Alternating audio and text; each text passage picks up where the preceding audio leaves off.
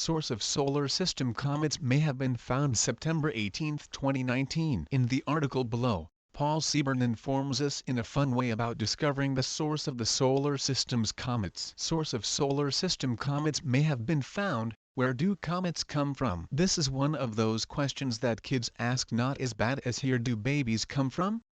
That can be answered up to a certain age with "Ask your mother," but will still keep you up all night wondering where they come from. A new study gives the answer, at least for our solar system. Interstellar comets are something different and require more study. Next time the question arises, here is your answer. We did some statistics to determine if there was a special time or place in our young solar system where our chemical models meet comet data. There was a single model that best fit each comet, thus indicating that they share their origin. Yes, that will satisfy your child's curiosity, only not while working on his doctorate at the University of Leiden in the Netherlands. Astronomer Christian Eystrup wondered if ice balls orbiting the Sun in strange and diverse paths could have similar chemical compositions, which may give a clue where they came from and where they came from when. Fortunately, he had access to the Leiden Observatory, University of Leiden Astronomical Institute, and the Wijn van Dieschok, winner of the observatory's 2018 Kavli Prize, or their combined contributions to observational,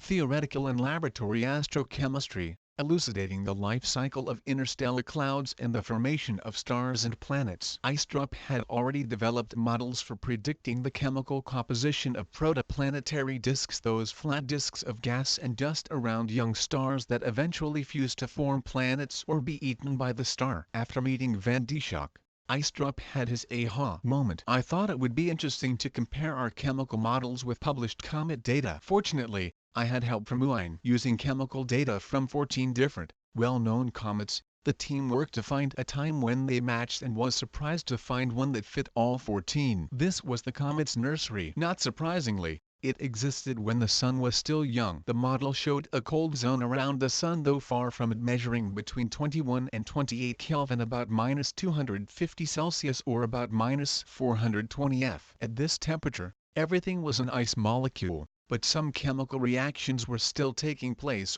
resulting in cometary brothers with different compositions. His early cometary DNA model also revealed a rather disturbing reason for subsequent different locations and trajectories. Although we now think that they formed at similar locations around the young Sun, the orbits of some of these comets may be disturbed, for example, by Jupiter, which explains the different orbits. The findings were recently accepted by Astronomy and Astrophysics magazine and summarized in a university press release. If you are raising a shrewd, science-oriented child, she will surely ask a follow-up question after her answer. Comets come from an ice ring that circled the Sun when you were young. Could one of these comets have life forms in them that were brought to Earth in a collision? We still do not know how life on Earth began, but comet chemistry can lead to the production of organic molecules, including some essential elements for life. And if the right comet hits the right planet, with the right environment, life can start to grow. Be sure to give Christian Eystrup credit and ask your child to forward all future bedtime questions to him at the Leiden Observatory,